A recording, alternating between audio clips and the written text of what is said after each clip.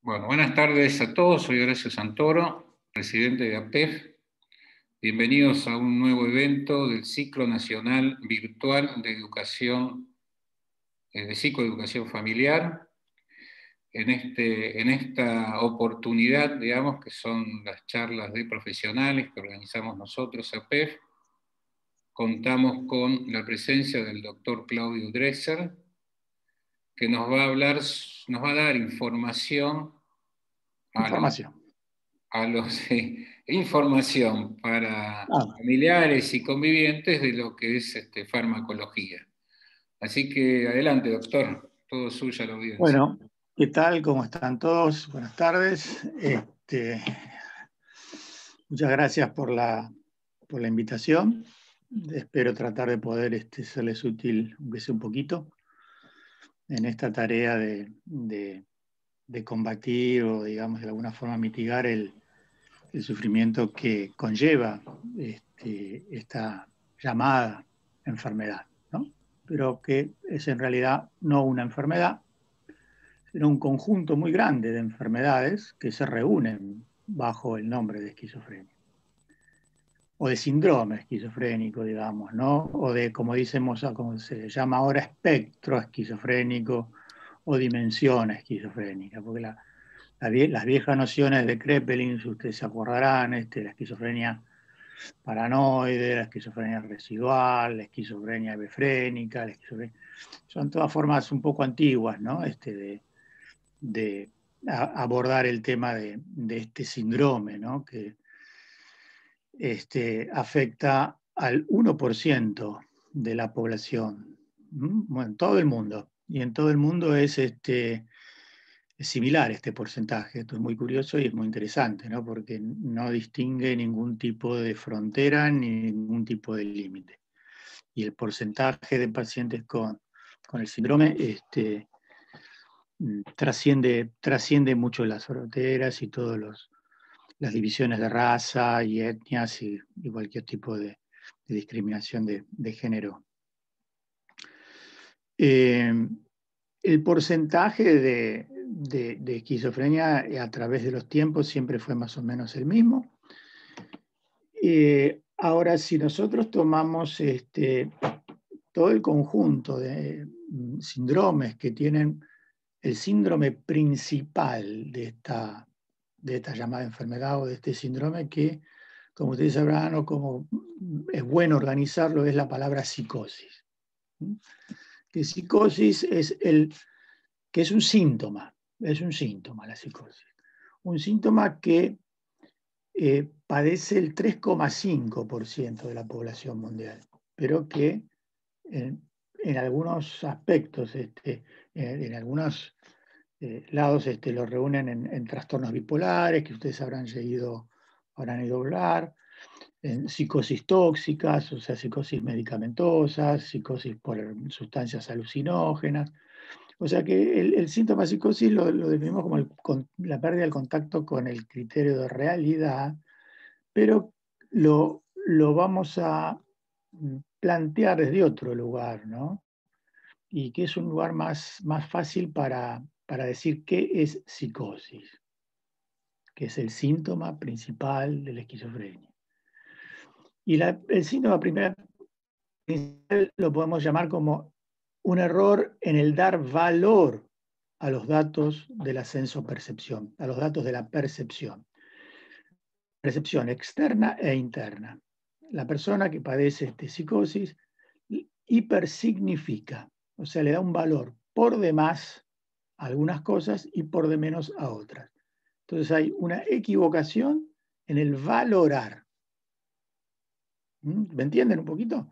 En el dar valor a las cosas. O sea, significar, las cosas tienen significados. Entonces, cuando la persona hipersignifica, le da un significado por demás a algunos temas, ahí aparece la disrupción con la realidad. Entonces, el sujeto hipersignifica, que es el trabajo que hace el cerebro, sobre todo en sus zonas frontales. el dar valor a las cuestiones. Entonces, el error en este dar valor a las cuestiones le impide a la persona navegar el mundo social. O sea, empieza a no poder navegar bien, correctamente, el mundo social, porque no le puede dar la significación que el resto de las personas le da a las cosas. Entonces empiezan a hacer cosas que para unos están mal, están desajustadas, están como por lugar, o le da error a las sensaciones internas y dicen que escuchan voces o que tienen alucinaciones, porque se equivocan en darle valor, equivocado, erróneo, al mundo de las sensaciones internas. Entonces, básicamente, para que ustedes sepan, recuerden que la psicosis es el síntoma principal de la esquizofrenia. Ahora, por eso los medicamentos que tratan la esquizofrenia en su conjunto se llaman antipsicóticos, ¿no? Y que es un tipo de fármaco que fueron descubiertos, o sea, el primer antipsicótico fue descubierto en el año 1952 por Delay-Deniker en Francia, derivado de un compuesto anestésico, y el primero fue la clorpromacina, o sea que es el anafranil. Y después, a partir de entonces, empieza la gran revolución de las neurociencias, con todos los fármacos que van apareciendo sucesivamente. En 1960 aparece uno que ustedes conocerán mucho, ¿no? Que es el famoso alopidol, que es, digamos, la droga madre para el tratamiento de esta enfermedad. Y sucesivamente fueron apareciendo distintos psicofármacos. Tal es así que actualmente los psicofármacos se clasifican de acuerdo a cuándo han aparecido, de primera generación, que son los más viejos, ustedes los harán de segunda generación, de tercera generación y de cuarta generación. Los de primera generación son aquellos fármacos que ustedes más o menos todos conocen, son el famoso alopidol, el famoso ampliactil, la clorpromacina, el meleril de antes. Entonces son fármacos, el estelacine, la trifluoperacina, ¿no? Son todos fármacos de la primera generación, que tienen ciertas características, que después las vamos a enumerar si quieren. Después están los de segunda generación, que son los que ustedes conocen como atípicos, ¿no? Que es la risperidona, la olanzapina, la clozapina, son los de segunda generación, que tienen menos efectos piramidales, efectos de parkinsonismo, como quedaban los de primera. Después salieron ahora, que ustedes lo sabrán, no sé porque están saliendo en este momento al mercado, que son los de tercera generación, que son los que son moduladores de la función de la dopamina, que es el neurotransmisor implicado en la esquizofrenia. El neurotransmisor más comúnmente implicado, el más grande, el punto final donde terminan todos los procesos que terminan con esta dificultad para dar valor a las cuestiones, es un neurotransmisor que se llama la dopamina. Este neurotransmisor es el que forma, digamos, la gran vía común final de un montón de otras alteraciones, un montonazo de otras alteraciones que modulan o terminan afectando a la transmisión de la dopamina. Abajo de la dopamina está el glutamato, que ustedes lo habrán sentido nombrar, y de abajo del glutamato está otro neurotransmisor que ahora empieza a estar muy de boga, y con los últimos psicofármacos bajan sobre este neurotransmisor, que es la transmisión de la acetilcolina, la transmisión colinérgica, que sería la primera afección cuando aparece el síndrome al que llamamos esquizofrénico. Las primeras alteraciones preclínicas antes de la aparición de los primeros síntomas de la enfermedad son por alteración de un neurotransmisor que es un neurotransmisor que está implicado en las conductas del aprendizaje y la memoria y la adaptación al medio social. O sea, la acetilcolina, que es el neurotransmisor casualmente, curiosamente, también es el neurotransmisor implicado en la otra enfermedad que es una pariente lejana de la esquizofrenia, que es el Alzheimer, la enfermedad de Alzheimer. La enfermedad de Alzheimer también tiene alteración en la acetilcolina primero. Por eso la afección en el Alzheimer es la memoria y la ubicación en el tiempo y en el espacio. Y también tiene psicosis, ¿no? En el Alzheimer también hay psicosis, porque también hay un desajuste en la capacidad para reconocer los contextos. Entonces, bueno, estábamos hablando de tercera generación, que ustedes los habrán sentido nombrar, que es el famoso aripiprazol, uno nuevo que está saliendo ahora, que es el Rexulid, que es este se llama el Rexulid, la lumeteperona, está la luracidona, que son todos reguladores de los receptores D3 y D4. Y después están los de cuarta generación, que todavía no salieron al mercado, que hay uno, casualmente hay uno que después quiero hablar, que es muy, muy nuevo, que es un descubrimiento, es el descubrimiento más grande de este año, porque salió. Es el Sanomeline, se llama, ¿no? que es un antipsicótico que va a salir próximamente al mercado, seguramente está en fase 3, seguramente saldrá al mercado dentro de 2 años aproximadamente, que abre una luz de esperanza muy grande para todos los pacientes que sufren esta enfermedad, ¿no? Este fármaco que se ha encontrado que no trabaja sobre la dopamina, casualmente, sino que trabaja sobre la acetilcolina. Dentro de la tercera generación, los más nuevos son la cariprazina, que ha salido recientemente al mercado en Argentina, el brexpiprazole, el Rexulid, que ha salido también en Argentina, y estos tienen en común que trabajan todavía sobre la dopamina, son moduladores de los receptores llamados D3 y D4. En cambio, los de primera generación trabajan todos sobre el receptor D2. Entonces, como les había hablado, la enfermedad conlleva 3 grandes neurotransmisores alterados. 3 grandes sustancias en el cerebro están alteradas en la esquizofrenia. El punto final, la dopamina. En medio, el glutamato. Y al principio, la acetilcolina. Entonces, esto... por eso lo de la acetilcolina es muy nuevo, tal es así que ustedes saben que en Estados Unidos en las mujeres embarazadas se da suplementos de colina, así como se da suplementos de folato, se da suplementos de colina para evitar o al menos retrasar la aparición de estos síndromes, como el esquizofrénico, que involucra un espectro muy grande de síndromes. Dijimos que el 3,5% mundial de psicosis. Y dentro de este grupo también está el autismo, que es un pariente también próximo al síndrome esquizofrénico. Y también ciertos trastornos que conllevan una afectación del estado de ánimo, que ciertos pacientes que hoy se diagnostican como bipolares también estarán dentro del grupo de la dimensión esquizofrénica. Porque este es un trastorno que tiene un gran componente genético. Gran componente genético. En general, toda la patología psiquiátrica tiene en su conjunto un componente genético del 50%, o sea, tiene una alta heredabilidad, pero de baja penetrancia. De baja penetrancia significa que no todas las personas que tienen esquizofrenia, todos los hijos van a tener esquizofrenia, eso no es así. Pero el conjunto de muchos genes alterados, de baja penetrancia, de baja actividad, hacen que en un contexto determinado aparezca este síndrome.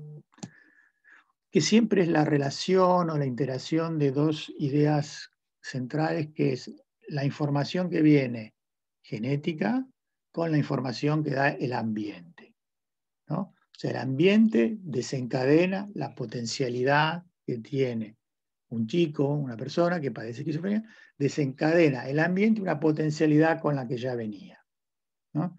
Con esto tratamos un poco de desculpabilizar, ¿no? Porque acá no hay culpables en esta enfermedad, que antes habían las madres esquizofreniformes, o los padres que hacían esto, que hacían aquello.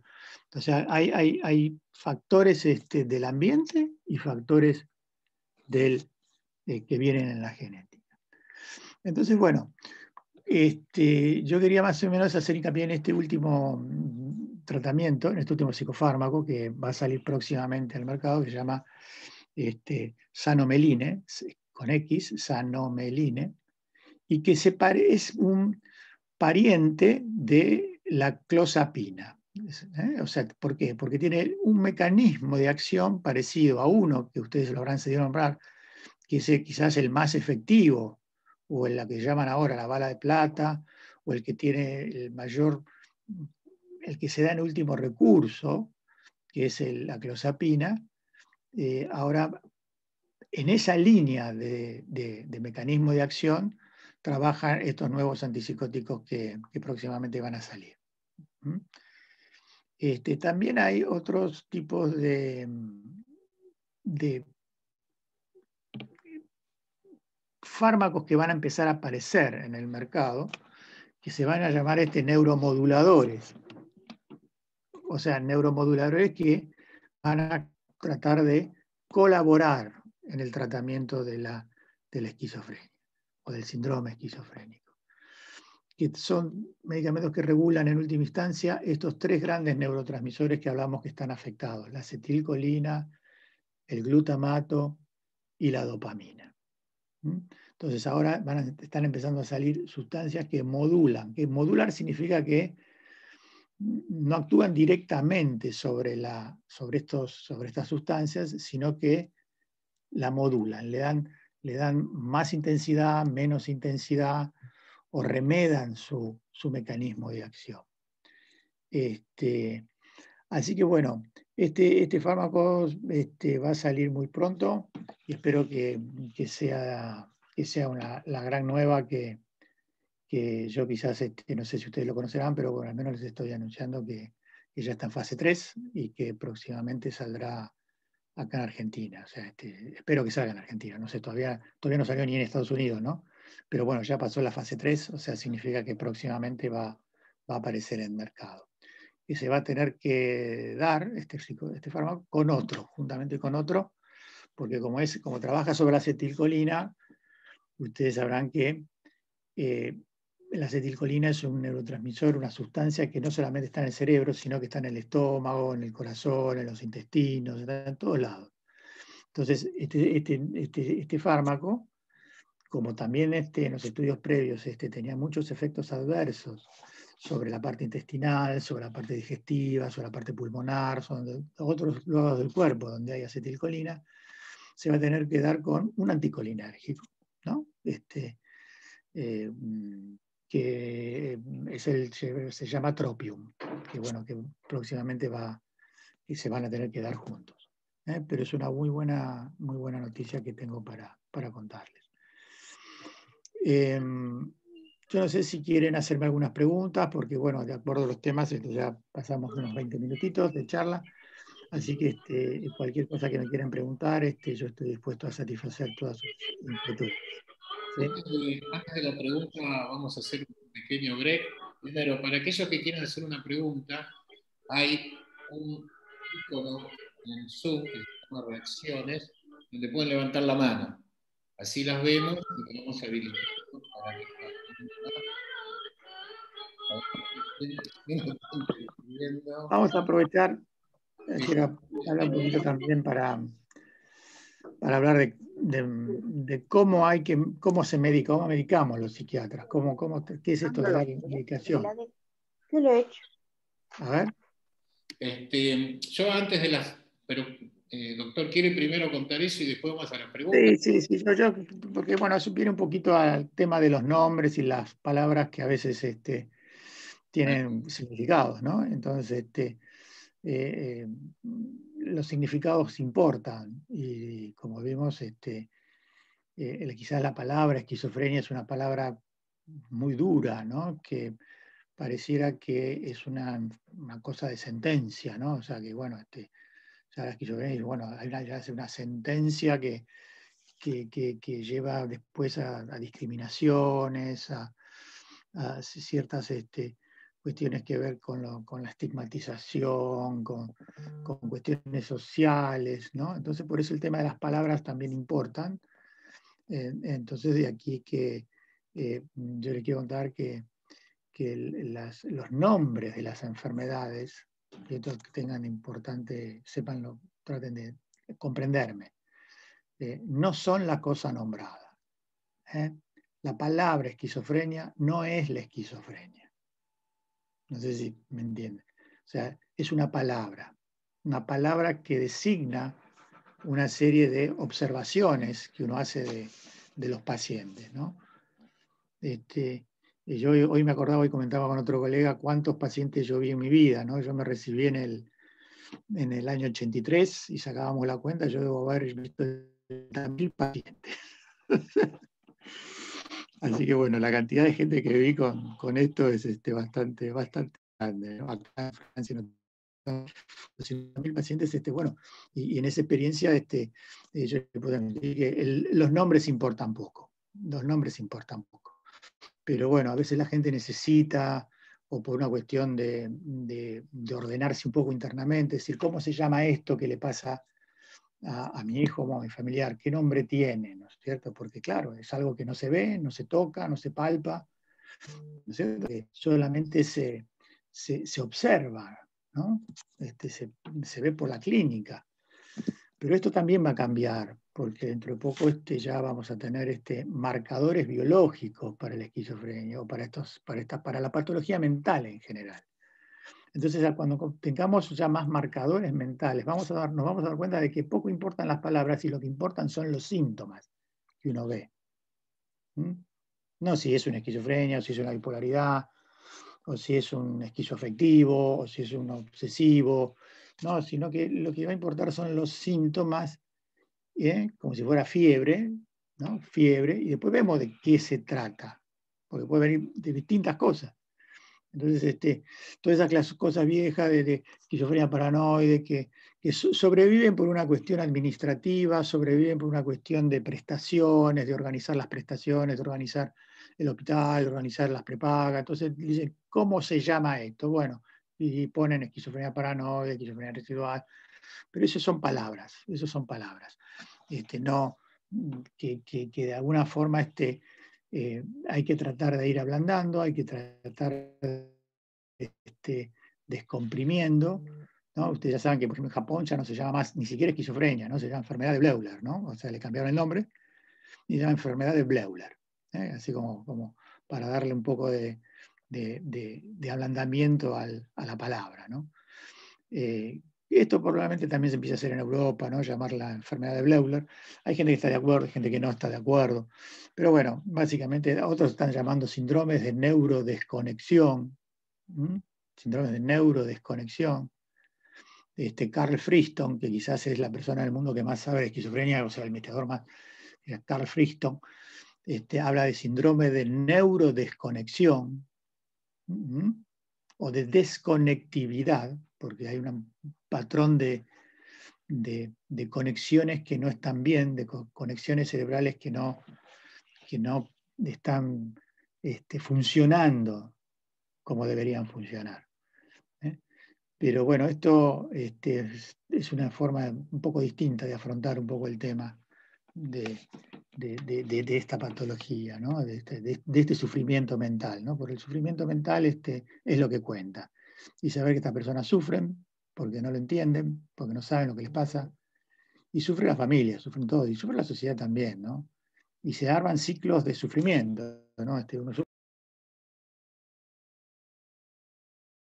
Se arman pequeños ciclos, pequeños remolinos de dolor, ¿no? O sea, que se van multiplicando.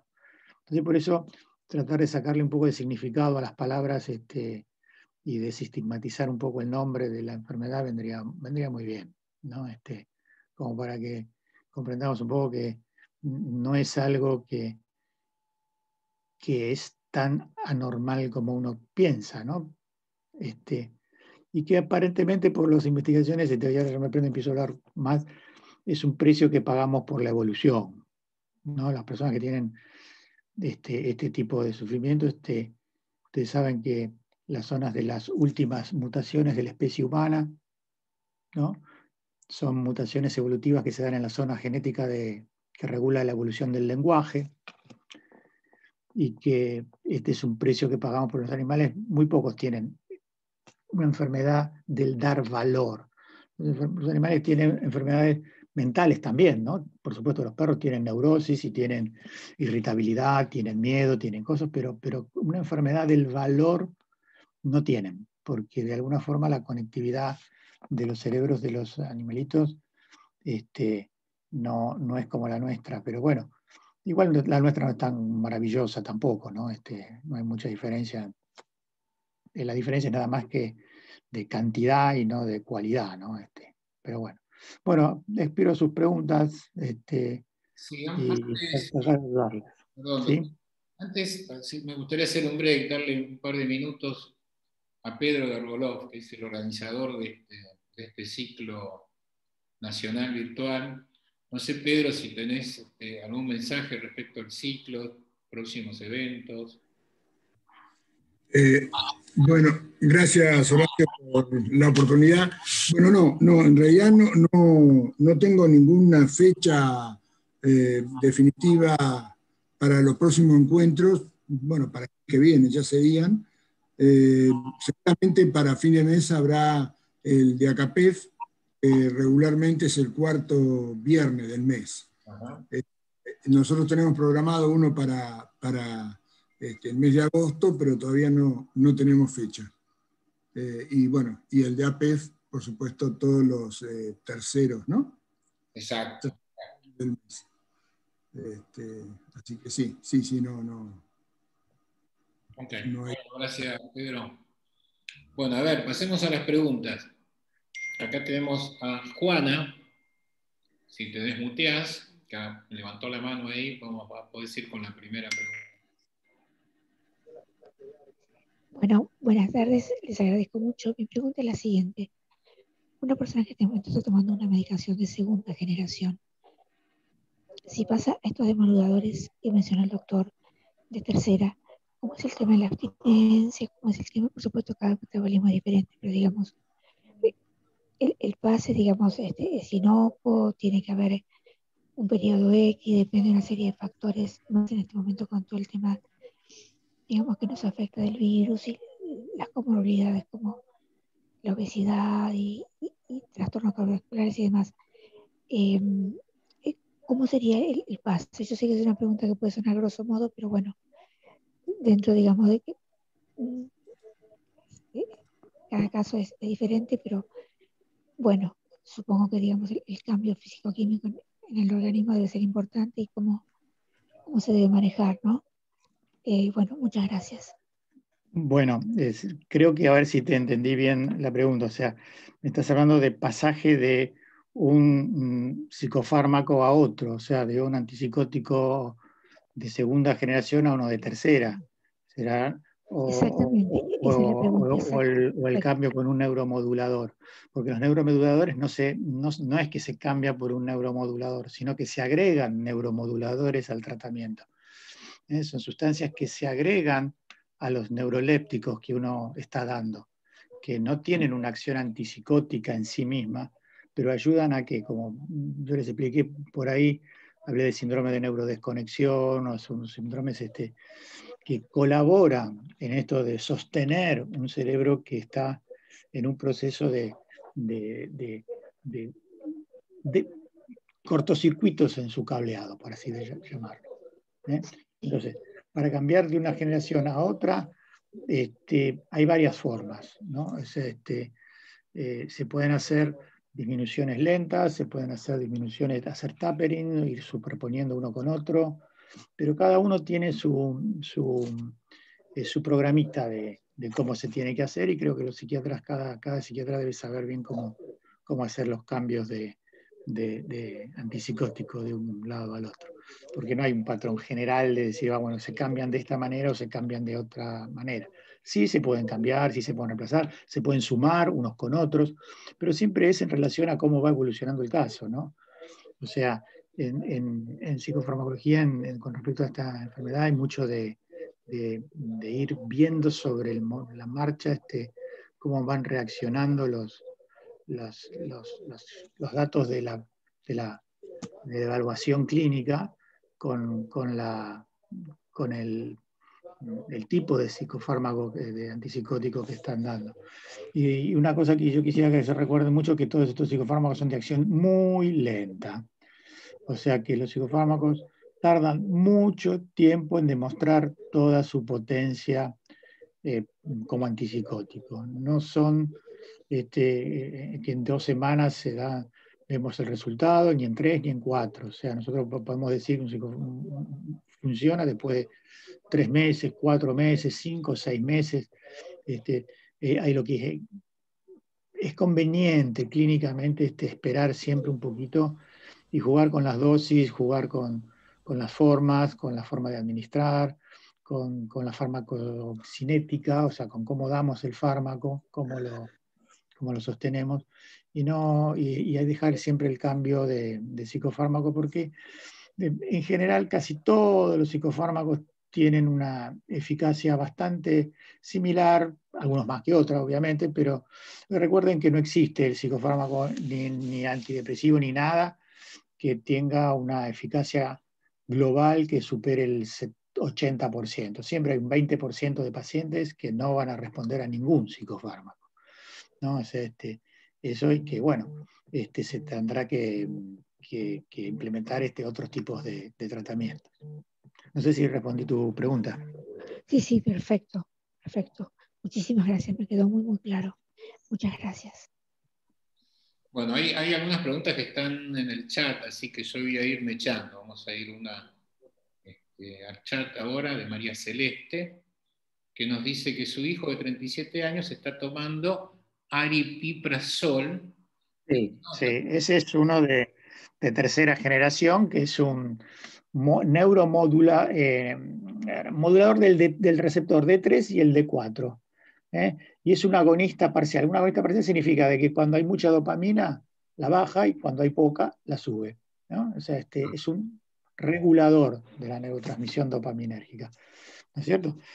Pero bueno, un dato importante sobre el aripiprazol, quiero señalarles acá, un dato importante que lo publicó la FDA el mes pasado, que el Avify, el Avify es el aripiprazol en el mercado americano, lanzó una advertencia con el Avify, con el aripiprazol, una advertencia porque se vio que en una causística importante de casos causaba aumento de los comportamientos compulsivos.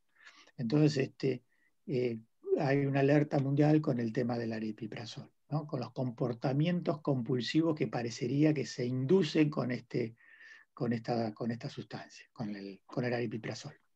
Sí, lo que nota María Celeste es que su hijo subió 20 kilos en 4 años. Quizás tenga que ver con eso, doctor. Sí. Bueno, el tema del síndrome, que se llama síndrome metabólico, que es, digamos, la complicación mayor de los antipsicóticos, es que todos los antipsicóticos, algunos más y otros menos, tienen un efecto que se llama insulino-like, o sea, tienen un efecto parecido a la insulina, o sea, que aumenta el pasaje de glucosa hacia adentro de la célula, o sea, la célula se sobrecarga de glucosa. Entonces, el exceso de glucosa en la célula se convierte en última instancia en lípido.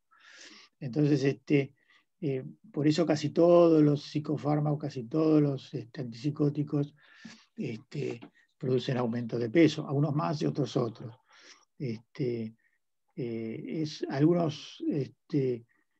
Hay medicamentos coadyuvantes que pueden suministrarse como para que este aumento de pesos sea lo más discreto posible y puedan de alguna forma combatirse este síndrome metabólico que conllevan la toma regular de casi todos los antipsicóticos.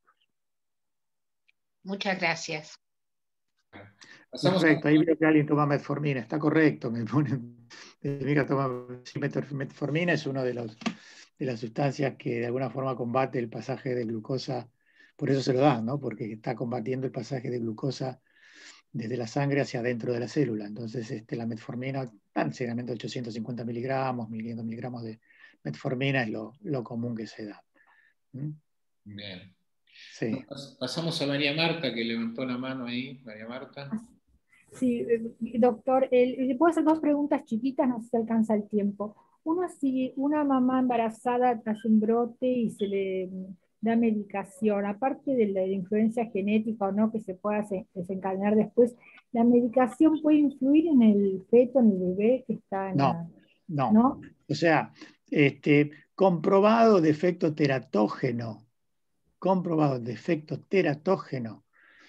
no hay ninguno de ningún psicofármaco excepto del litio y el diazepam, que pueden llegar a tener algún tipo. Después se suspenden generalmente por una cuestión formal, pero teratogénesis demostrada no la hay. Si aparecen malformaciones genitales, no pasan de ser un porcentaje muy, muy diferente al promedio general de la población para aparecer malformaciones. Pero por principio farmacológico se suspenden casi todos los psicofármacos porque potencialmente podrían llegar a ser. O sea, que no dan convulsiones en el bebé cuando nace, después, o cosas así. Si están en dosis cosas, o sea, si aparecen convulsiones, se pueden deber a un exceso del medicamento que esté tomando, por supuesto que pueden aparecer convulsiones. Es muy común por exceso no por exceso, porque a veces no es exceso, sino que es exceso de sensibilidad del paciente a esa medicación, pueden aparecer convulsiones, ¿sí? Sobre todo con la clozapina, ¿no? Que es el psicofármaco que más convulsivógeno puede ser, pero bueno, eso se sabe y más o menos uno sabe a cuántos miligramos pueden aparecer las convulsiones y si tiene que dar un anticonvulsivo simultáneamente, ¿no? Realmente se da el divalproato no de sodio, sino el de magnesio, el Logical, del comercio argentino, que realmente previene el aspecto convulsivógeno de la clozapina. No sé si es molestia otra pregunta, chiquita. No. Perdón, doctor. No, si los remedios influyen en los delirios, alucinaciones, pero en la parte de simbolización, en la bulia, también pueden ayudar un poco, porque la Sí, bulia... porque todos esos síntomas que vos me nombrás, en última instancia, fíjate, como lo que yo te dije, de que es un error del cerebro en la valorización de los datos perceptivos. Entonces, hay errores para integrar la información. El cerebro de un chico que parece un síndrome de este tipo, de neurodesconexión o neuromodulación, no puede integrar la información. La memoria de trabajo no puede trabajar e integrar toda la información que recibe. Entonces, los síntomas que uno ve puede ser desde un delirio, de una paranoia, toma múltiples formas. El error en la significación. Porque un paciente bien medicado puede ser que no le vuelva un brote. Un paciente generalmente bien medicado, sus probabilidades de que no vuelva a tener brotes aumentan en el tiempo mientras sostiene el tratamiento.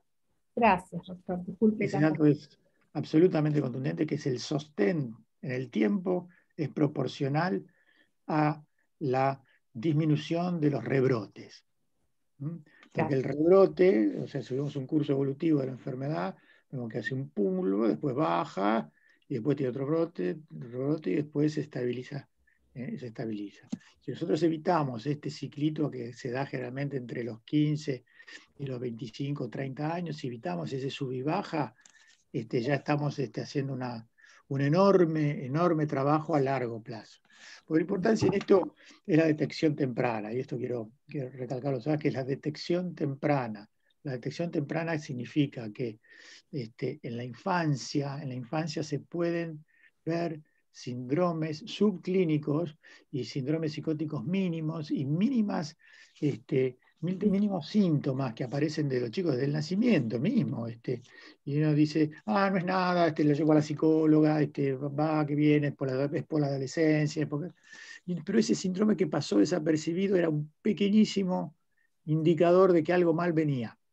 Y si yo hubiera actuado ahí, hubiera evitado el incendio, ¿no es cierto? Nosotros los psiquiatras somos como los bomberos, ¿no? Que cuando llegamos ya la casa se incendió. Ya se incendió la casa. Entonces, si quiere que nosotros recompongamos la casa, arreglemos la casa, la casa se encendió. ¿Y cuándo se empezó a incendiar? En la infancia se empezó a incendiar. En la infancia se empezó a incendiar. Y bueno, pero ahí por eso la tarea que viene de la psiquiatría es preventiva durante el colegio. En los colegios se debería hacer prevención de síndromes del espectro esquizofrénico. Se debería hacer detección. Las psicólogas no saben, desgraciadamente, no saben nada de detectación temprana de síndromes psicóticos en la infancia. Perfecto, sí, estoy de acuerdo, doctor. Y psicopedagogas y maestras, que son las que tendrían que estar más alertas. O sea, hay países como Dinamarca que cada 3 años hacen una batería neurocognitiva, hacen un estudio secuencial de todos los chicos, pero bueno, acá no conseguimos ni que los chicos vayan al colegio, ¿viste? Pero bueno, eso es otro tema. Okay. Bueno, tenemos, gracias María Marta, tenemos una pregunta de Graciela, que está en el chat. El Sanomeline, ¿es un medicamento? Sí, exacto, el Sanomeline es el medicamento que se va a tener que dar con el Tropius, que es es como la clozapina. La clozapina es un agonista alostérico del receptor muscarínico 1, por eso es tan efectiva y es tan distinta, ¿no? Porque todos dicen distinta y la clozapina. Y la clozapina es distinta porque no tiene efecto sobre ninguno de nuestros neurotransmisores, excepto sobre el D2, también un poquito sobre el D2 y un poquito antihistamínico, pero no es como los otros. Entonces dice, ¿por qué este fármaco era tan bueno? ¿No es cierto? Porque la clozapina desarrollaron un montón de fármacos que venían de la evolución, ¿no? De trabajar sobre los receptores dopamínicos, un montón, ¿no? Y los que siguen saliendo todavía son, pero este es el primero que trabaja igual que la clozapina. Trabaja igual que la clozapina. Que es lo que hay ciertos problemas del estudio del receptor muscarínico, físico-químicos, que hacen que sea difícil de reproducir los estudios, ¿no? Es cómo estudiarlo esto, ¿no? Pero ahora con los estudios post-mortem que hay, con las técnicas de mantenimiento del RNA post-mortem, se están haciendo avances en la investigación muy, muy interesantes, ¿no? Como que las técnicas de sostén del RNA y del RNA en el tiempo post-mortem, se puede hacer investigaciones que están dando muy buenos resultados. Bueno, tenemos otra pregunta acá de Mirta. Cuando menciona que para la aparición de la esquizofrenia hay una fuerte carga genética y que depende del ambiente, ¿a qué se refiere con ambiente? No. Hay una ecuación, o sea, una relación entre los genéticos y el ambiente. Es como cualquier otro,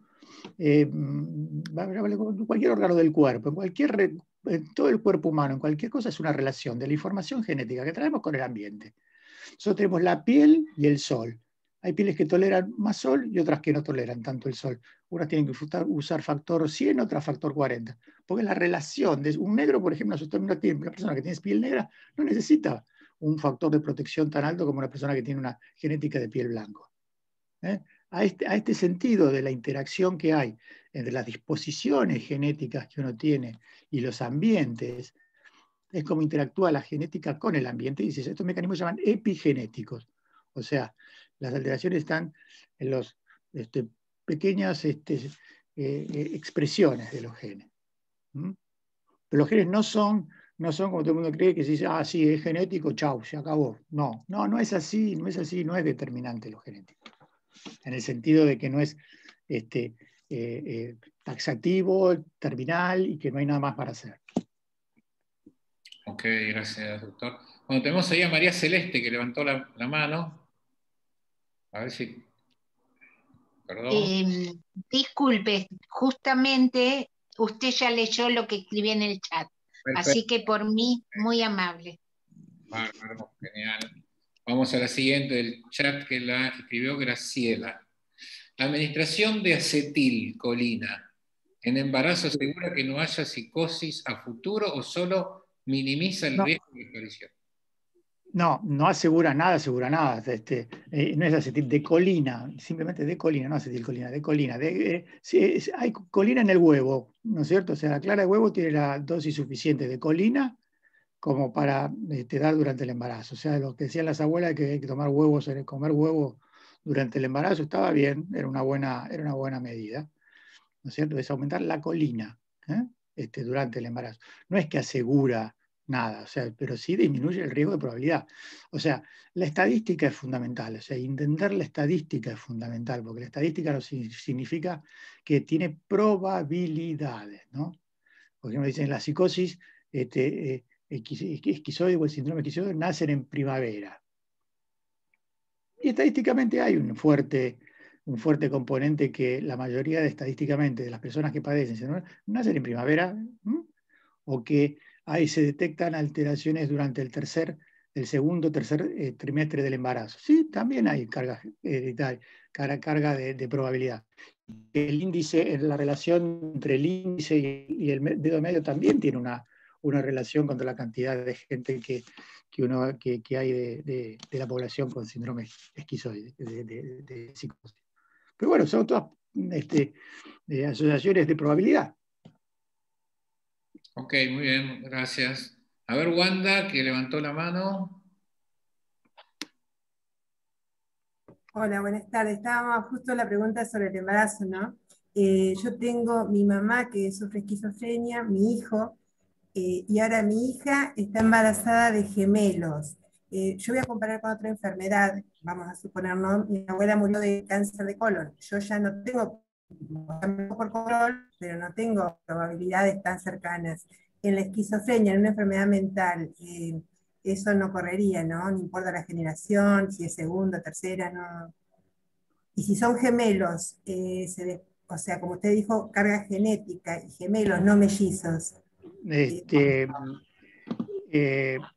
Gemelos monocigóticos univitelinos. Gemelos, que es el grado de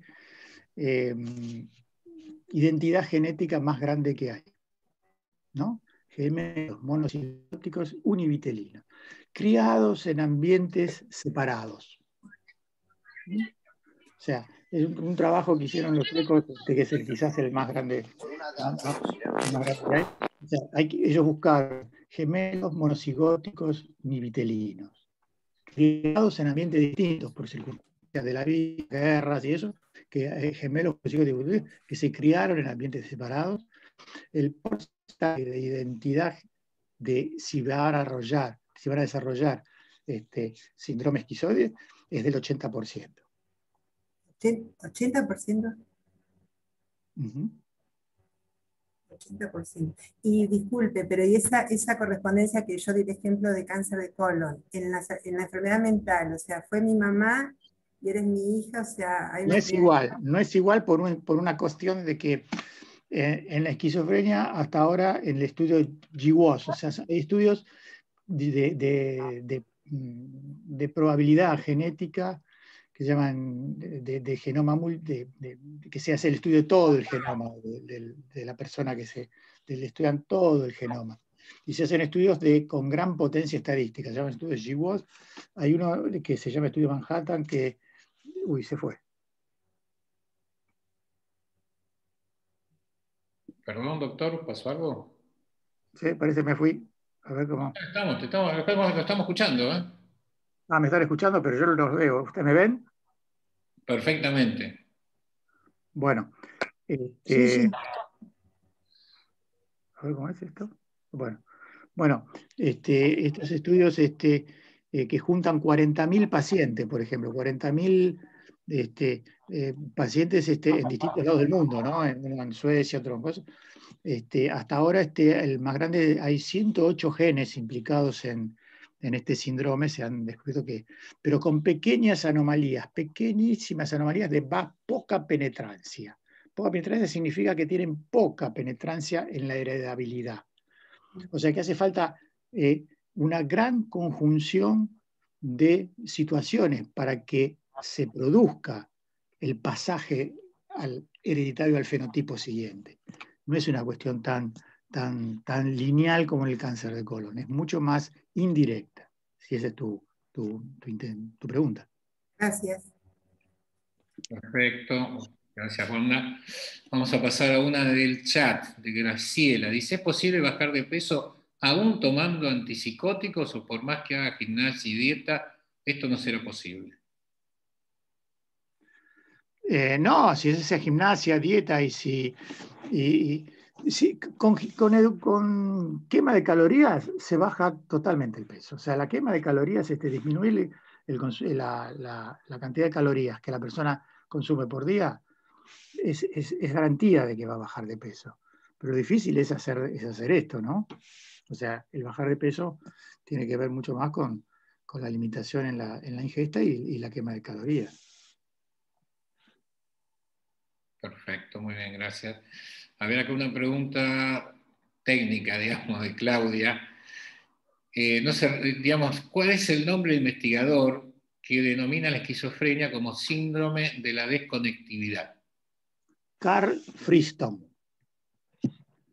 Carl, K de kilo, A-R-L, Friston. Si usted lo googlean, encuentran Friston hipótesis. O sea, no hay en castellano, hay en bibliografía sobre Friston.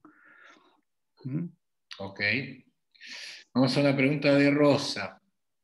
¿Puede verse la afectación en el lóbulo frontal en una resonancia magnética de una persona con esquizofrenia? Sí, sí, puede verse, pero más que en eso se puede ver en un SPECT, sobre todo la región frontotemporal, o de que es la zona que se puede encontrar como afectada, pero es bastante más difusa lo que pueden hacer. Entonces el SPECT, que es un estudio que se hace funcional, que ahí estamos luchando con las obras sociales y con las prepagas para que lo cubran, porque dicen, no, en psiquiatría el SPECT no se usa. Y bueno, pues yo le puedo traer una pila así de bibliografía para que vean que sí se usa en psiquiatría el SPECT y no hay forma de que lo cubran, no hay forma de que lo cubran. ¿No es cierto? Y un estudio bastante sencillo. Y sí se encuentran zonas de hipoflujo en los lóbulos temporales, en el giro fusiforme. Hay muchas zonas del cerebro que pueden aparecer en pequeñas zonas de hipoflujo, porque es un síndrome de neurodesconexión, no en todos los casos. Bien, muy interesante. Aquí otra pregunta interesante de Claudia. ¿Hay medicinas más naturales o filoterapia para estos casos? A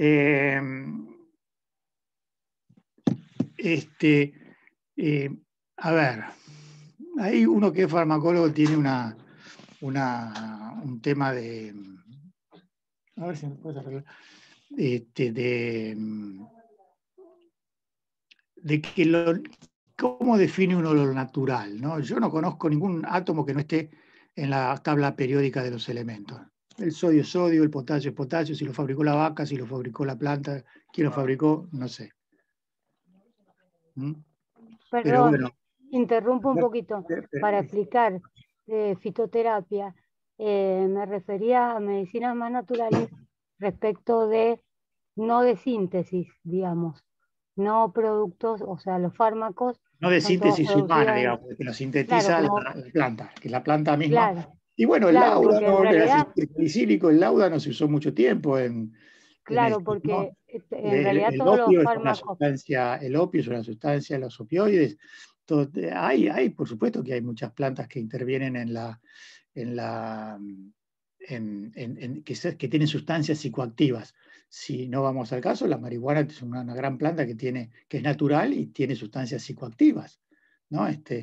Que sea natural o que sea natural, para nosotros mucho no nos cambia la historia, o sea, porque las plantas sí, todas las plantas tienen síntesis y fabrican neurotransmisores y fabrican sustancias químicas y hacen síntesis las plantas. Y las usamos, los hace la planta, los hace el hombre, los hace el laboratorio. Bueno, quien los hace importa, pero tiene que ver más por lo que significa el tema que por lo que el tema es en sí mismo. A veces los significados de que, bueno, Luis, es natural, está hecho con amor, con cariño, funciona mejor que algo que está más distante, frío, o en un sistema de compra-venta. Okay, perfecto, gracias. Bueno, acá Galaxia 12, no sé, decinos tu nombre, que tiene una pregunta que la tienes escrita también, si podés habilitarte. A ver si me escuchás. A ver. Tenés que sacar el silencio. Ahí está, muy bien. Hola. Adelante, te escuchamos, dale. Bueno, me llamo Romina, soy mamá de una nena que tiene esquizofrenia desde los 14 años. Lo que quería saber, ella está con clozapina, la Penax, está con cariprazina, lorazepam y etumina, ¿sí? Ya hace más o menos 2 años, en lo cual me dicen de que el tratamiento falló y de que tienen que llegar a una convulsiva. ¿Aunque? Terapia electroconvulsiva, me dicen. Es lo que es una opción, pero por ahí, ¿qué dosis hay de clozapina y la asociación? ¿A cuánto llegó? A los 600 miligramos se llegó, en lo cual me dicen que el tope es 900. Sí. Ella hizo resistencia, lo que ella tiene es esquizofrenia hebefrénica, con un TGD, un trastorno general del desarrollo, y otros trastornos mixtos de la conducta. Sí. Eso es su certificado de discapacidad. Sí, sí. Llega a durar en mi domicilio, ella dura de 30 a 40 días y siempre está internada. Hace 5 años que yo vengo así con ella. La aplicación de la terapia electroconvulsiva es menos traumática de lo que uno piensa, ¿no es cierto? Tiene menos efectos colaterales de lo que uno piensa. Pero tiene una carga de significación muy fea, ¿no? Porque uno dice, bueno, terapia electroconvulsiva. La terapia electroconvulsiva, viste desde otro punto de vista, es un reseteo del cerebro, es un reseteo. Sencillamente es eso, o sea, se hiperpolarizan todas las neuronas de golpe y se vuelven todas a polarizar. Y se ve qué ocurre. Se utiliza, puede ser de los 2 lóbulos, de un lóbulo. Nosotros en Francia hacíamos, no se llamaba electroterapia, le decían sismoterapia, y se hacía en ambulatorio mismo también. O sea, se sigue haciendo, ¿no? En ambulatorio. O sea, el paciente va al hospital a la mañana, se aplica la terapia, la sismoterapia, y se va a las 2 horas, y vuelve a los 2 días y se aplica otra aplicación. Y otra cosa que se está usando ahora también es que se llama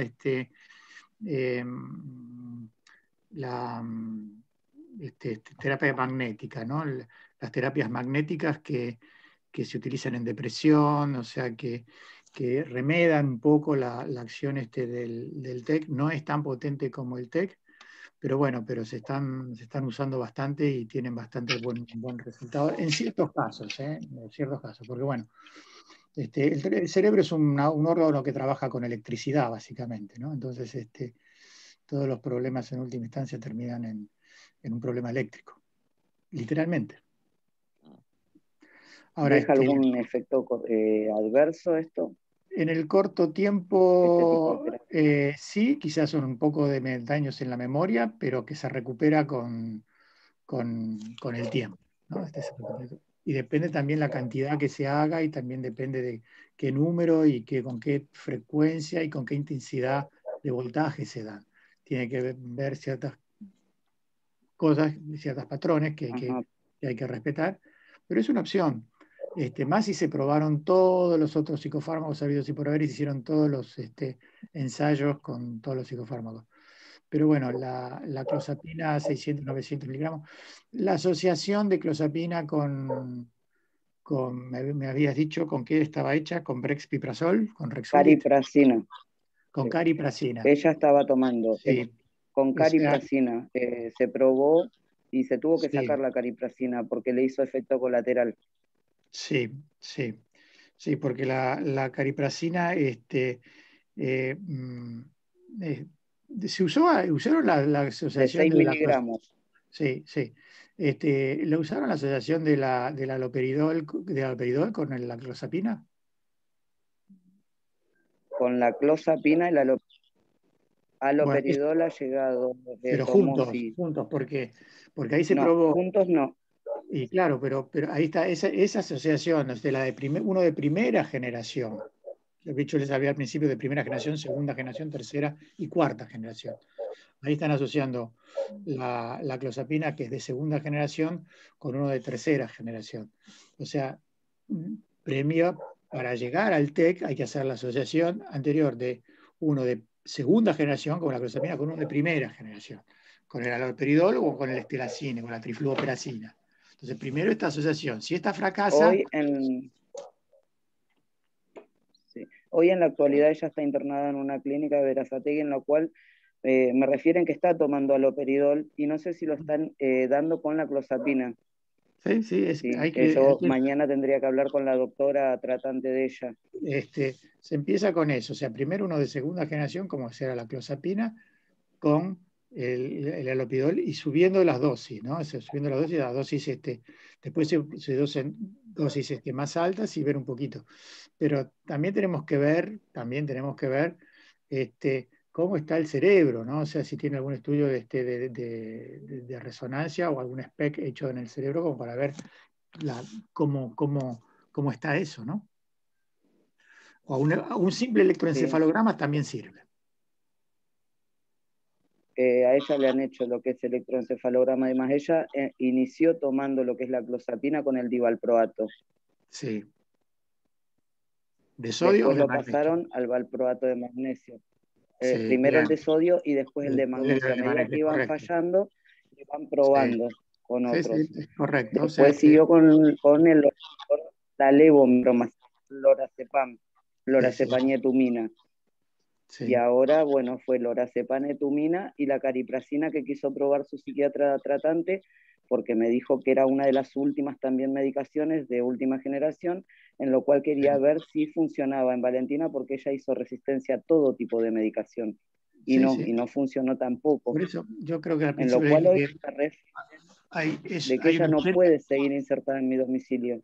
Sí, te entiendo bien y la opción del TEC es una opción válida. Sí, me dice, las 3 voces de comando que ella tiene, las 3 son heteroagresivas. ¿Sí? Son 6 intentos de suicidio, 2 de homicidio, en lo cual en estos 5 años ella nunca cambió esta parte. No se logra tener una estabilidad. Por eso me llegan a decir que se puede hacer una electroconvulsiva. Sí, se puede. Perfecto. Ok, gracias. A ver, acá hay un... por acá. Pregunta interesante. Con el tiempo, no es tan... ¿el fármaco que hizo efecto puede dejar de funcionar? No escuché. Una pérdida de memoria, pero... Ah, está. A ver si ahora me escuchan. ¿Con el tiempo el psicofármaco que hizo efecto puede dejar de funcionar? Sí, pero no es lo habitual. No es lo habitual, pero sí, porque estamos ante o sea, ustedes tienen una variable fija, que es el fármaco, que es una variable fija, y una variable móvil o independiente, que es el cerebro. El cerebro no es un órgano fijo que siempre está igual, sino que está cambiando permanentemente. O sea, no hay cambio mental, porque esta es otra cosa interesante, ¿no? Que tiene que ver más con la filosofía y con otras cosas. No hay cambio mental sin un cambio físico. No existe la mente sin el cerebro. A no ser que uno piensa que hay fantasmas, que hay espíritus y que hay mentes sin cuerpo. Pero mentes, digamos, sin cuerpo yo todavía no vi. Nunca vi un fantasma, nunca vi un espíritu, nunca vi un alma, nunca vi nada, todo eso. Es una cuestión de que entra en el mundo de las creencias, no en el mundo de la ciencia. Entonces, por ahora, para que haya mente, tiene que haber un cerebro que la sustente. O sea, Mario Bunge nos decía cuál es el sujeto de los predicados mentales. ¿Cuál es el sujeto de los predicados mentales? El cerebro. Hay mente porque hay cerebro. Si no hay cerebro, no hay mente. Y todo lo que uno piensa, dice, siente y hace es un tema de unidad, cerebro-mental. En realidad los síntomas no se deberían llamar síntomas mentales, sino que se deberían llamar síntomas cerebro-mentales, reunido en una idea común. Pero eso es difícil, unir en una idea común el concepto, o sea, el tema cerebro-mental.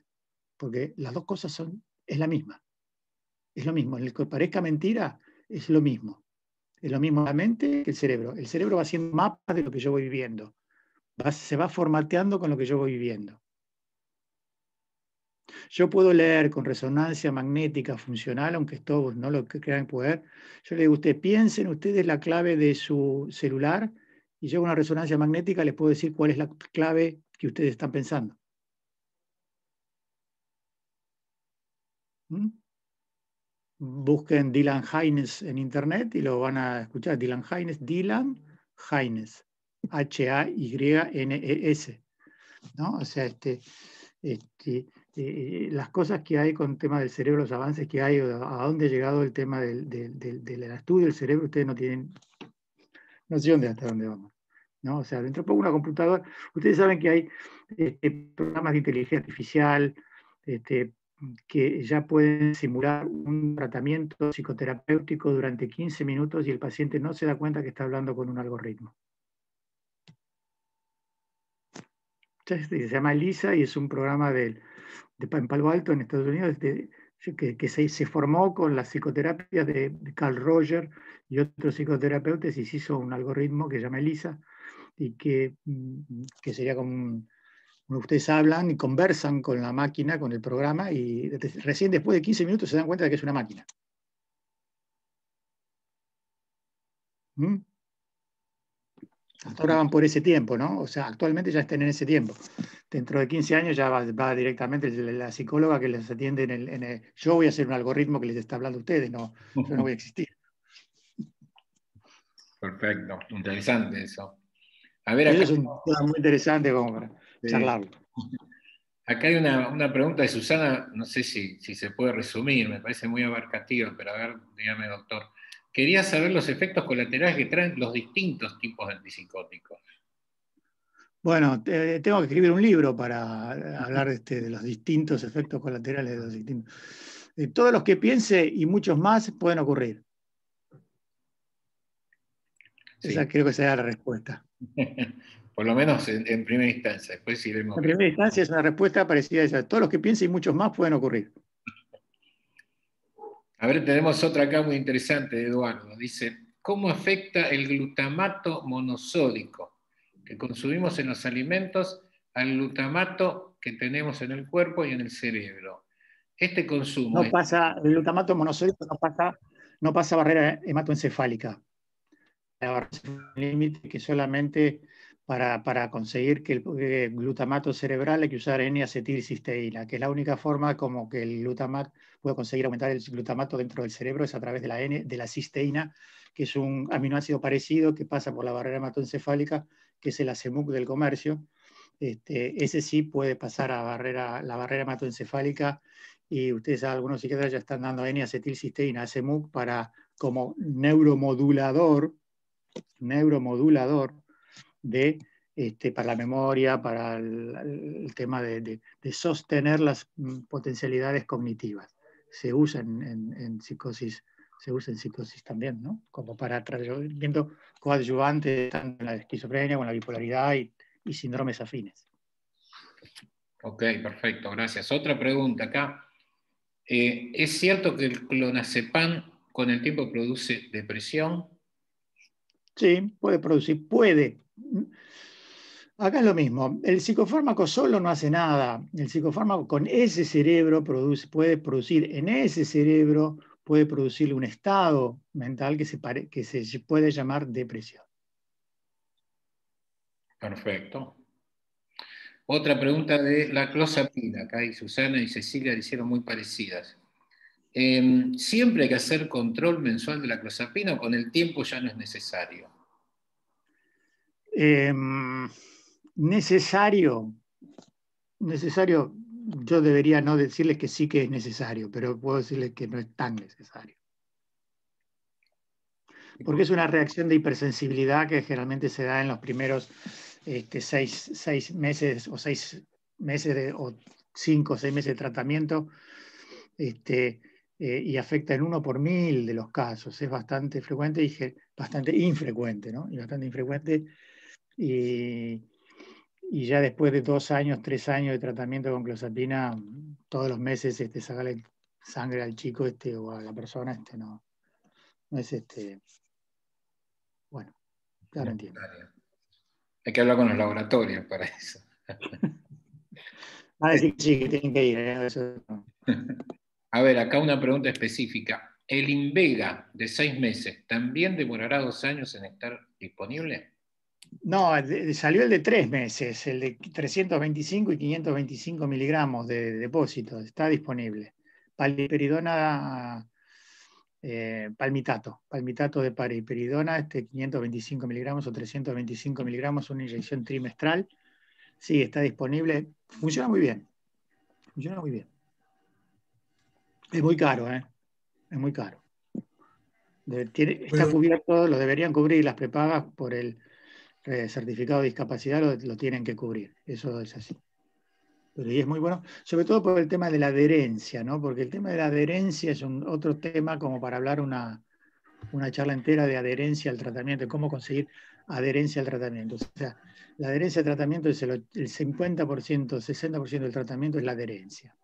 Lograr la adherencia del paciente al tratamiento es la llave que abre todas las otras puertas.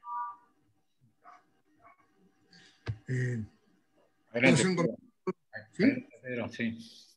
Sí, ratificando lo que comenta el doctor Dressler, sí, la paliperidona inyectable cada 6 meses es un fármaco que actualmente se está estudiando en muchos países. Acá en Argentina, en este momento, hay un estudio que es de fase 3, que ya estaría prácticamente terminando, porque pasaron a lo que se llama la fase de extensión, después de demostrar su eficacia en los 2 primeros años, ¿no? Así que viene bien. Vamos a ver, de todas maneras, qué resultado arroja al final, ¿no? Cuando se tenga todos los pacientes. Perdón, ¿puedo hacer una pregunta? Hay otro fármaco que también va a salir así de depósito que se llama la lumateperona.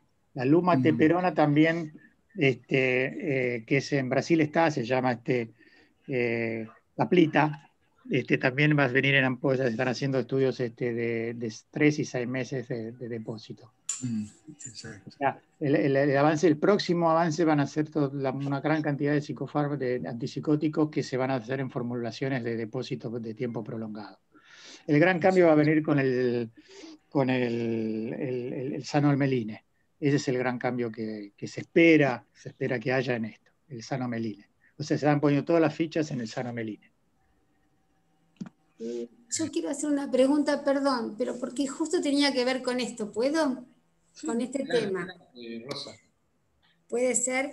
Sí. La pregunta es la siguiente, porque esta inyección de depósito, digo, ¿cómo se controla? Porque la están dando, o sea, los médicos la están recetando y algunas obras sociales las están entregando. El tema es, ¿cómo se controla al paciente con una inyección de depósito? ¿Cómo hace el médico para hacer una evaluación? Porque uno con la medicación o con la inyección de 1 mes puede ir ajustando, calculo yo, pero Sí, 3 meses... Una de 3 meses no. Nunca se da la dosis total, se da una dosis y sobre esa dosis total se va trabajando con dosis de refuerzo, o sea, generalmente se dan una base de una dosis fija y variables móviles que se dan por vía oral. Bien, bueno, eso quería saber, gracias, muy amable, perdón. Se puede agregar, o sea, realmente muchos psiquiatras van agregando cotidianamente, o sea, si está con paliperidona, le pueden dar risperidona o paliperidona un poco más para ir subiendo y bajando en O sea que la lógica sería no darla completa, sino ir graduando. Claro, la lógica es ir subiendo, ir graduando en cuadra. Exacto. Empezar con dosis más bajas, ir subiendo en la sucesión de los meses subsiguientes y ir complementando con dosis orales. Bueno. Bien, gracias, doctor. Gracias, Rosa. Bueno, acá voy a juntar 2 preguntas, una de Analía y otra de Marcela, ambas referidas a la risperidona, ¿ok? En una preguntan, una vez que cuánto demora en bajar la prolactina con la risperidona, y en la otra es qué contradicciones tiene esta medicación comparada con el Divalprex 250. Primero, la prolactina sube con todos los que bloquean el D2. El porcentaje de bloqueo del receptor de los receptores dopamínicos en el cerebro corresponden a la cantidad, digamos, de bloqueo que hay de la hiperprolactinemia que puede aparecer. Algunos llegan a dar un poquito de bromocriptina para bajarla un poco, pero todos los antipsicóticos en su mayoría producen aumento de la prolactina.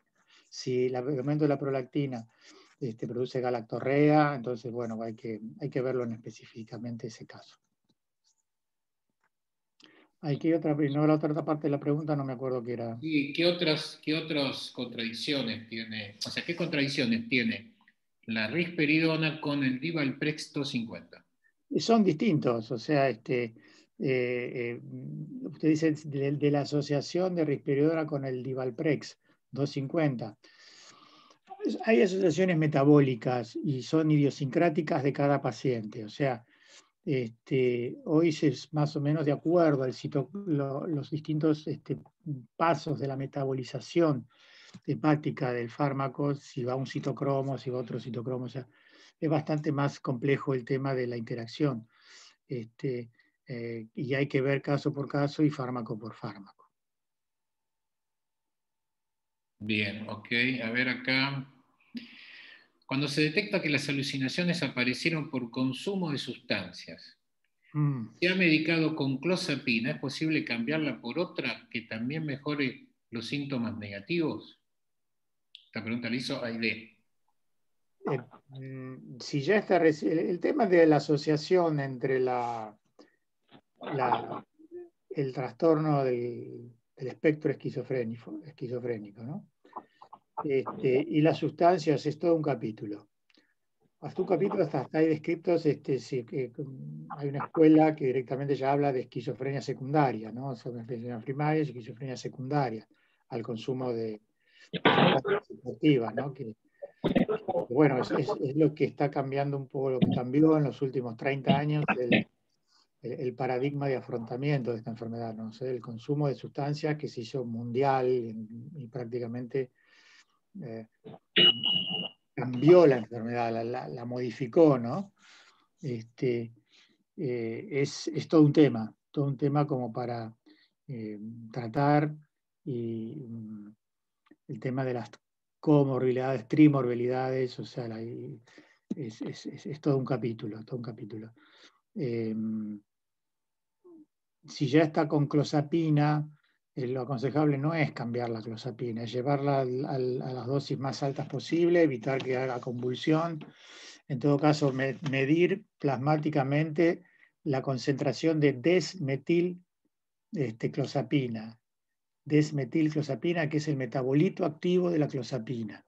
Entonces, antes de sacar la clozapina, midan la desmetilclozapina en sangre, que se hace, el estudio en Argentina se hace, y antes de dejarla, porque yo no aconsejo dejar la clozapina, sí sobreagregar algún fármaco, y después, como vimos el caso anterior, ver la opción final, ¿no? de la terapia electroconvulsiva. Perfecto, gracias. Hay un par de preguntas más, a ver si ya nos vamos llegando al final. Una pregunta de Claudia: ¿cómo funciona la psilocibina? Es difícil para mí. No, la psilocibina, o sea, son todas sustancias alucinógenas que la mayoría trabajan sobre los metabolitos o los distintos complejos de receptores que hay de la serotonina. Ustedes saben que hay chiquicientos receptores de serotonina en el cerebro, 581A, 2, 3, 4, 5, 6, 581A, 1B, y todos tienen receptores agonistas totales, agonistas parciales y agonistas ortostéricos, agonistas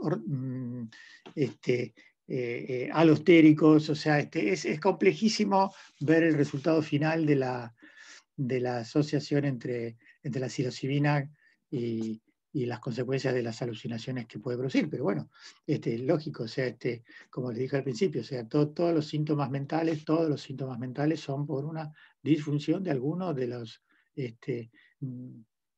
sustancias y circuitos implicados en el cerebro. Muy bien, gracias, doctor. Bueno, y acá la última. Dice, ¿la ingesta de por vida de antipsicóticos puede producir tumores?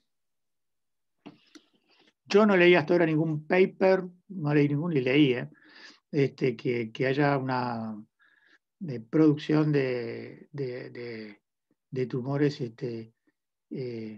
por antipsicóticos. Sí he leído trabajos de citostáticos en la esquizofrenia, he leído el trabajo sobre antibióticos, minociclina, en la esquizofrenia, he leído trabajos sobre analgésicos y la esquizofrenia, he leído trabajos de otro tipo de Celebrex, de inhibidores de las prostaglandinas y la esquizofrenia, o sea, pero de que haya habido una asociación entre el neurolépticos y producción de tumores, no, la verdad no los conozco. Okay.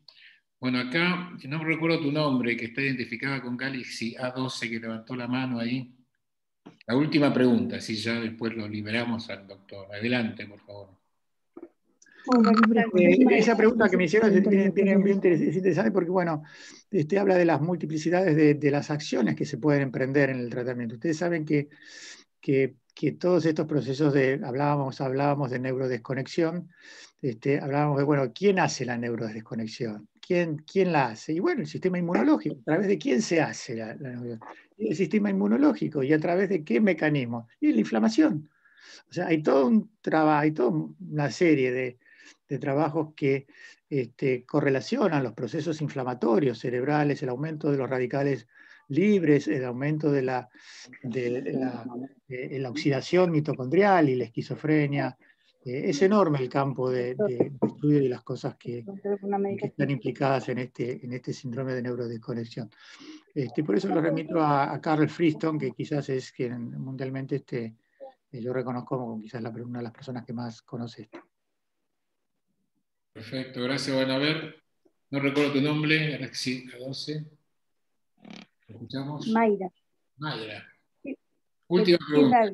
Adelante, Mayra. Bueno, yo quería saber, porque mi nene tiene convulsiones febriles. Ya no convulsiona más porque está tomando el ácido valproico. Y tiene un trastorno de la conducta. Toma Ritalina LA y toma Risperidona de 1 miligramo. Yo quería saber si él estaba bien medicado y si el trastorno de conducta en algún momento se le va a ir.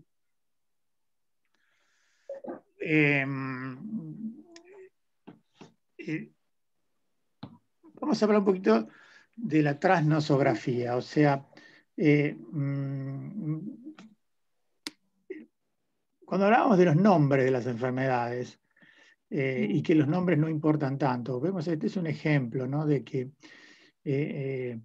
son los síntomas. Ustedes ven que están dando un antipsicótico a un chico que tiene una ADD, o sea, una enfermedad que aparentemente no tiene nada que ver. Si usted tiene una ADD y tiene una esquizofrenia, no tiene nada que ver una cosa con otra. No, sí tienen que ver. Tienen que ver. Tienen que ver, quizás no en el nombre, pero sí en los procesos fisiopatológicos que hay overlapeados, o sea, sobreexpuestos, ¿no es cierto?, que se cruzan entre sí. Por eso, cuando yo hago un tipo de psiquiatría transnosográfica, porque los síntomas mentales se cambian, se superponen unos con otros. ¿Dónde empieza un síntoma mental? ¿Dónde termina? ¿Qué intensidad tiene? ¿Cuándo pasa de ser de una idea sobrevalorada a un delirio? ¿Dónde pasa una ilusión a ser una alucinación o una fantasía? O sea, no hay ningún síntoma mental, en ninguna patología mental que no sea simplemente una diferencia de grado y de intensidad con alguna conducta normal. Me hago una pregunta, ¿puede ser mucha violencia? Si está bien, o sea, vos me preguntaste si estaba bien medicado o no. No sé, no veo al paciente, pero eso es una medicación que habitualmente se da. ¿Puede ser que el trastorno de conducta de mucha violencia que tenga? el trastorno de conducta o el trastorno con expresiones de conductas disociales o disruptivas es del ámbito de la psiquiatría pediátrica, ¿no es cierto? Ahí habría que buscar bien un psiquiatra infantil que te ayude y que te ayude un poco a organizar el tema. Yo lo que te recomiendo es que lo hagas ver por un psiquiatra infantil. Sí, sí, él está haciendo un psiquiatra infantil y ahora tiene un equipo de psicopedagogas. Confía en ellas, confía en ellas, confía en ellas. ¿Sí? Sí, confía. Ajá. Bueno, gracias. Bueno, muchísimas gracias. ¿Tenemos tiempo por una más, doctor? ¿De Ramón? Respecto de los antibióticos, puede ser un niño que tomó Bactrim desde bebé por otitis a repetición hasta los 5 años. ¿Puede ser causa de esquizofrenia? No. No. Bueno, un Bactrim no produce esquizofrenia. Yo lo leí en el prospecto de Bactrim Forte que podía producir. Síndrome puede producir conductas o síntomas psicóticos, pero no esquizofrenia, no un síndrome, no un conjunto. Te puedo decir síntomas, y por eso lo que tiene potencia son los síntomas, hay que ver los síntomas, las colecciones de síntomas. O sea, pueden aparecer síntomas psicóticos en el... Pero no de niño, no tuvo de niño, sino de grande. Puede haber tenido que ver el Bactrim, pero no le doy tanta importancia y es muy retrospectivo como para que yo sepa ahora si fue el Bactrim o no fue el Bactrim. No hay una cantidad de bibliografía tan abundante como para que yo atribuya causalidad directa entre los síntomas que él presenta y la ingesta durante la infancia de la asociación de clotrimazol y del Bactrim, ¿no? Okay. Gracias. Gracias. Bueno, ok, aquí llegamos por fin. Ya no hay más preguntas, doctor, lo logró. No, pregunten todo lo que quieran, si quieren hacer más preguntas, depende de los tiempos. Yo no tengo ya la gente se está saludando, ya agradece. Bien. Y yo en nombre de todos los que están agradeciendo acá en el chat, también le agradezco, doctor, que se haya acercado virtualmente, digamos, hasta PEF y nos haya dado esta charla muy interesante y haya contestado todas estas preguntas tan complicadas, digamos, son complicadas porque son preguntas que son difíciles de contestar, son muy difíciles, realmente muy difíciles, porque como no hay dos pacientes iguales, cada paciente es una historia distinta, es un pasado distinto. Es un mundo. Un mundo distinto y hay que ver a cada paciente como lo que es y es una individualidad. Por eso lo que las nomenclaturas, esquizofrenia, o sea, son cosas que focalizan y parcializan mucho la realidad, o sea, que abarcar la realidad de lo que es el sufrimiento mental por una psicosis es imposible de meterlo dentro de un concepto tan chiquitito como el de esquizofrenia, si se quiere, ¿no? Porque no cabría en ningún lado. Bueno, muchas gracias a todos los que participaron. Gracias, Pedro, también por acompañarnos. Gracias. Muy buena. Muchas gracias. Le gustó. Bueno. Excelente. Muchas gracias. Yo le agradezco.